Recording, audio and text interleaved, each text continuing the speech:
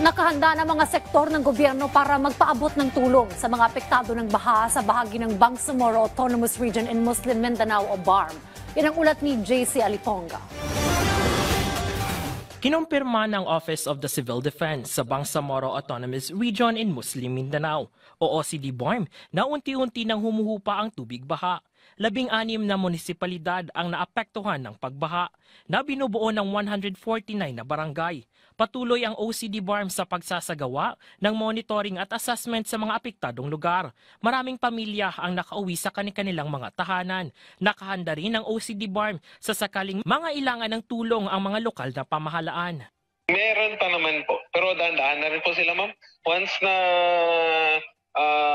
totally subsided na yung tubig, babalik na rin po sila. Naibigay ng OCD-BARM ang karagdagang tulong mula sa Philippine Charity Sweepstakes Office o PCSO sa mga binahang residente ng rehiyon.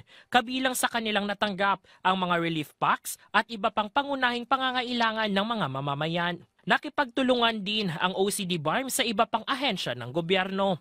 If ever po na yung LGU ay may mga requests like support, ma'am, kami na po nakikipag-coordinate sa mga agencies po, ma'am, na pwedeng makatulong po. Samantala, nagpulong ang Cotabato City Disaster Risk Reduction and Management Office o CDRRMO, Ministry of Interior and Local Government o MILG at ang Office of Civil Defense o OCD-BARM para sa Incident Command System o ICS Executive Course. Layunin ng nasabing pagpupulong na makalikha ng mas ligtas na lungsod sa Cotabato sa pamamagitan ng pagpapalakas ng kahandaan sa panahon ng emergency at pagkakaroon ng mas epektibong koordinasyon sa pagitan ng mga ahensya.